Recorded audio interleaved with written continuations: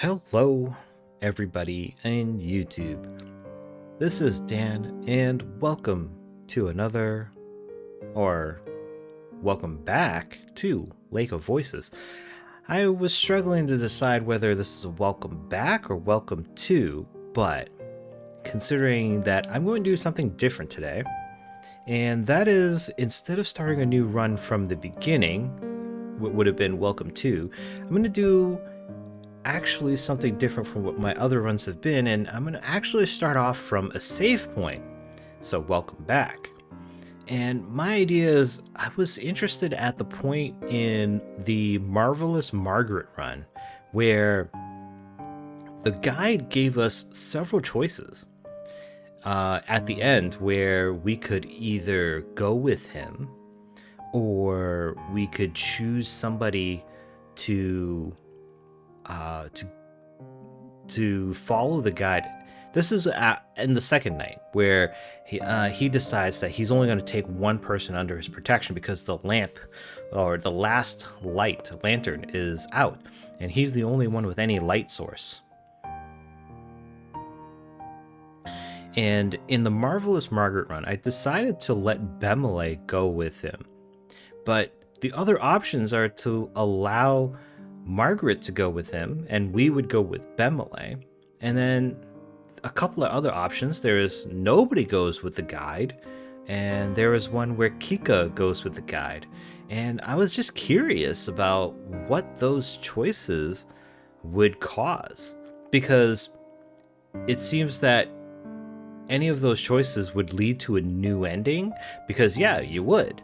Because in the Marvelous Margret run, we went through the bridges in the second night with Margret. I imagine if we went with Bemelle, we would get to the end with Bemelle.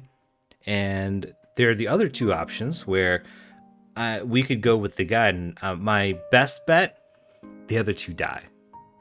And then there's the three of them stay together, and the guide just books it.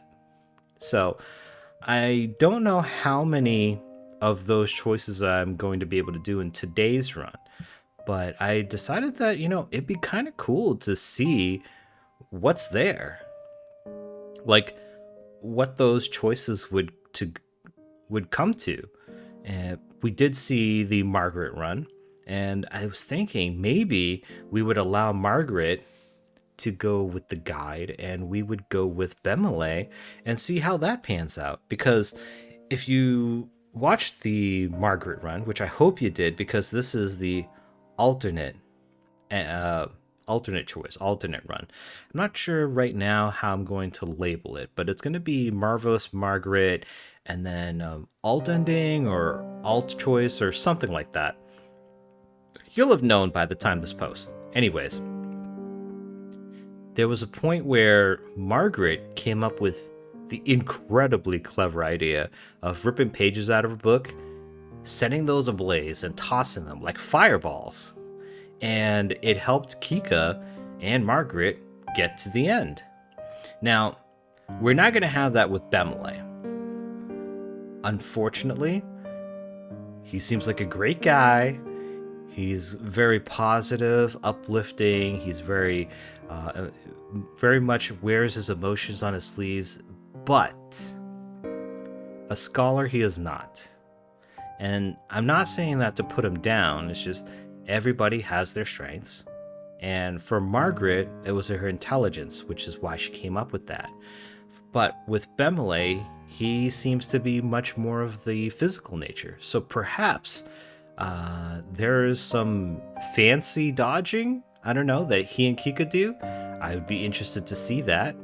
So we're going to go with that. Oh, and before I start, I had a commenter mention that I have unlocked this bonus section, which I never noticed until just now.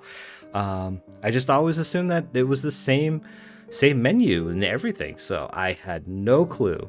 It is totally cool to see it now, and I'm not going to do it now, though. I was told that it would be a good idea to get much more of the other content unlocked before I go into it, as it's kind of like a sort of like a behind the scenes kind of thing, and it would be lighthearted, and that might be good after we are finished with the run-throughs and trying to go through Sinnlos. So give me a moment while I load up my save, and we will continue from there. All right, here we are. This is the point where we have to decide whether or not Margret or Bemelle goes with the guide. And then the one remaining is going to go with Kikka. So let us continue and allow Margret to go with the guide, and we will go with Bemelle. So take Margret. The guide regards me with an unreadable expression. Without another word, he turns around and begins to walk down the bridge. Startled by the action, I take a step towards him. He turns just slightly to speak over his shoulder. If any further discussion is needed, then you will have to do it amongst yourselves. Yeah, because he's done. He's already made his decision, and you've made your decision, Kikka. So, anything we have else to say, stepping forward, he's not hearing any of it. The guide pauses for a moment. If you wish, you may follow. No one else is to do so. He stares straight into Margret's face, referring to her without saying so directly. I stand frozen in place, shocked, as the guide gets further away. It sinks in that the guide is actually leaving. He won't be coming back. I whip towards Margret. You have to go. Why would you do that? She peers at me, vexed. Because it felt right. Margret's eyes fill with tears, and she scrunches her nose up. Well, you're wrong. I hope you realize. Man, I wonder if she's saying that because up until this point we've done everything else with her, or if this is what she would say regardless. Like, is this at a point where she still believes that she is unworthy, or is, I don't know. What do you think that she's trying to convey here? Is she trying to say that, she would have been better off with Kikka? Because when we've done that run and she is with Kikka, it honestly really doesn't go as so well, and it appears to me at the end of that run, she was like, or maybe not at the very end, but like after the choice is made, she feels like, why didn't you let me go? I shake my head. The decision has been made. You need to go. We will find our own way. And thinking about it, this is probably what's best in this situation, because Margret did commission the guide to get her across, and it was Kikka and Bemelle who kind of jumped in on her ride. They didn't make an appointment, and she did, and they decided that they wanted to go across the bridge, and it was fortunate for them that the guy didn't just up and say no in the same way that he did to Lou. So maybe it is right, it is fair and just that Kikka and Bemelle have to make it on their own, because they were the extras all along. It was supposed to be Margret's crossing. She commissioned him so that she could learn, or attempt to learn, how to cross and how to survive the dangers and become the next guide, or an additional guide. So that maybe Kika's right. Maybe this is like what felt right. Margret wipes the tears from her eyes. Margret wipes the tears from her eyes. She fixates on me penetratingly, and I know that she doesn't truly believe me. I mirror her look with equal gravity. Be safe, please. There isn't time left. Renewed tears pour down Margret's face, dripping in a subtle rhythm onto the already damp wood. She opens her mouth and begins to say something, however, it catches in her throat. She doesn't want to say goodbye. I don't either. She looks down, and her voice drops to a whisper. Thank you both for everything. Well, in light of what I've already said, it is possible, that, she wouldn't have been in this position had they not tagged along. But we know from the run where we didn't even cross at all that she dies. So the fact that Kikka and Bemelle joined her on this journey did help her survive, or can help her survive. I don't know how this ends up for her, but it improves her odds, because she 100% dies if there's no intervention. Who knows, maybe she actually tries to save Lou and the guide leaves her and she dies with Lou. I don't know. Interesting thought. But she wouldn't know that. She doesn't know that. I mean, in that perspective, it could be said that she should be angry that they even tagged along, because theoretically, if she was with the guide by herself all along, just like how it's supposed to be here, but she would have had an extra lantern, perhaps, she would be in this situation regardless, or maybe better off from her perspective. So I don't know, but I understand her thanking them because they've been through a lot together by this point, and so there is a feeling of indebtedness considering the things that they have gone through together up until this point. She then turns around, trying to catch up with the guide. It was almost unbearable seeing her so hurt. She didn't want to sacrifice someone else for her own safety as much as I did. However, I still hold on to my decision. Oh, okay.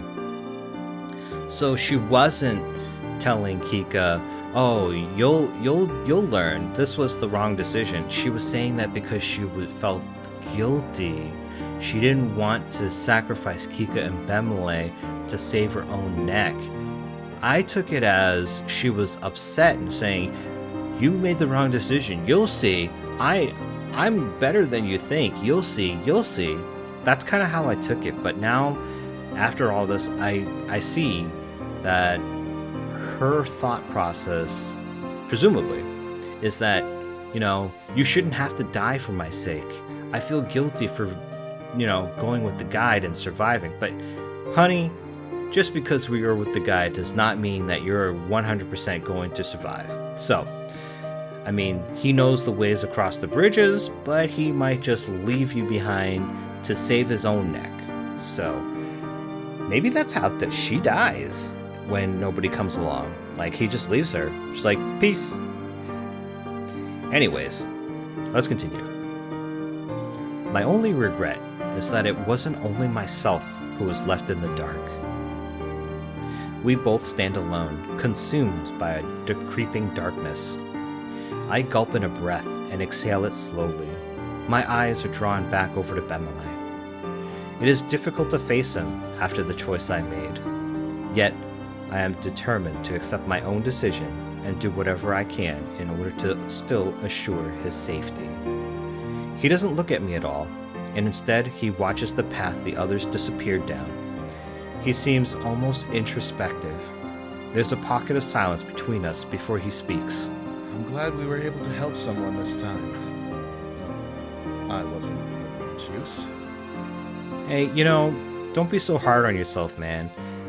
There's more to survival than just physically being unhurt, because the mental pain and anguish does a number on your survivability too.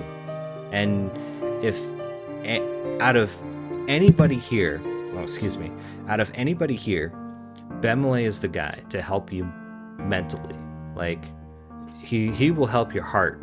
He can also help you, but with his own body, his ability, and his ability to protect people. But I think his best power is to mend and soften and to repair the heart.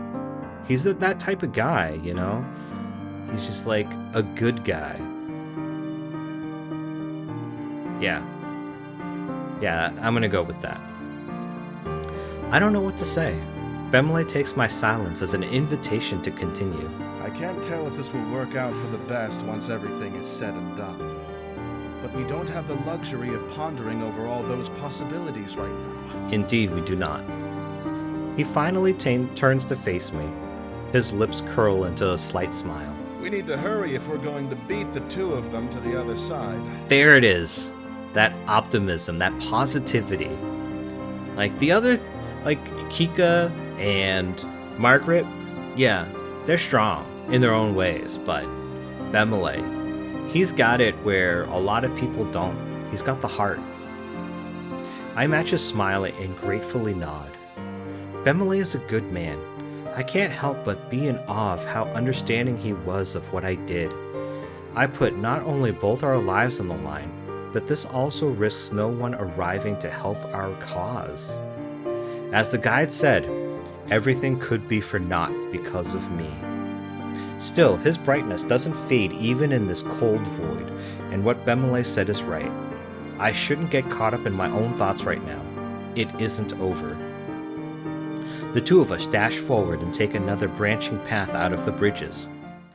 We continue to race across Sinnlos, bridge after bridge. Many glossy arms reach up from the lake over the sides of the bridge toward our ankles. Luckily, we're able to pass by each one before any can grab a hold. Bemelle keeps pace right alongside me as we run with determination.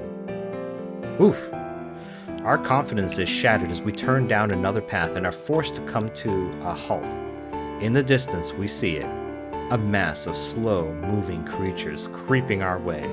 I narrow my eyes. Prowlers. Prowlers, yeah. I turn behind me, only to see more Nixi as they begin to rise up from the waters. They stretch their crooked limbs across the boards. Droplets of cold sweat begin to run down my back. There is no clear path any longer.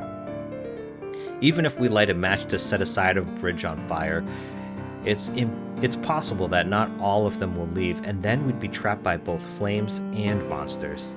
It would also put the others at risk if the flames spread to them. I slowly slide my hand down my side and reach for the hilt of my sword. I leave behind the broken lantern. That won't do anything for us now. Bemelle notices me grasping my weapon and chuckles slightly. He moves to unsheath his sword as well and looks at me with agreement. So, in Margret's run, I think this is where she picks up and she says, "Hey, let's use this paper. I've got an idea here." So, what did these two do? Did they actually fight? Because the blades aren't going to do anything against the prowlers. Looks like we'll be pushing our way through this time. All right, let's do it. We take an offensive stance as we've both done countless times in the past, and I wordlessly signaled Bemelle, focusing on the group of Nixi bobbing in the water. The two of us face our formidable foes together. I lean towards Bemelle slightly and whisper to him. You strike from the right side. I'll aim for the left. Once you have a chance, run. He doesn't reply, instead tightening his expression and focusing on the battle at hand. The Nixi slither closer to us, and I hear a few of their throats rumble with the beginnings of a hiss. I order Bemelle with my hand once more. We charge forward with our feet crashing against the wet boards of the bridge. As we draw nearer to the monsters, we ready our attack. I slash the first creature I meet as soon as I'm within sword's reach. The blade cuts clean, deep into the Nixi, and it screeches loudly. I dart back to put some distance between me and the remaining creatures, but I feel a force like an iron chain lock onto my leg mid-stride. Uh-oh. I turn with a deep dread forming in my stomach to see a Nixi lashed onto my leg. I quickly slash at it, however it managed to grasp the sword with its other arm-like appendage. I kick at the creature, but the weight of my boot does nothing to ease its hold. Every time I forcibly make contact, its flesh folds over and squishes down in such an incredibly unnatural way. It's as though their flesh has no attachment at its bones. Ultimately, my thrashing is in vain. More Nixi latch onto my legs. Kikka! I hear Bemelle's worried voice cry out nearby. It may have been concern for my sake, however, he doesn't sound like he's faring much better. I force myself to accept that clinging to a sword here is only causing me more problems, so I release my attachment to it as I twist my body and kick. The Nixi harshly pull at my other leg as I start to kick. I am forced off balance and topple forward. Once on the ground, the monsters start to yank at me with renewed fervor. No matter how I resist, I'm pinned completely down to the wood. Then I start being taken towards the edge. There's a loud thud. With a sickening feeling, I realize the Nixi have pulled Bemelle down as well. Oh man, we're both dead now. I'm not even able to turn my head to look once more before I get violently thrown into the water. A multitude of twisted beings surround me and pull me into the depths below. All my thoughts are occupied with hopes that somehow Bemelle was able to escape without me.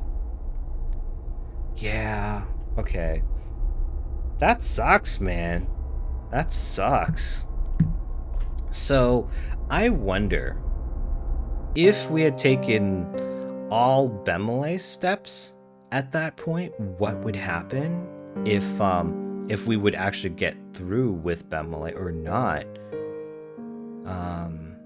Yeah, because at that point, like, Kikka being with Margret helps because Margret says, hey, I've got this idea and it works.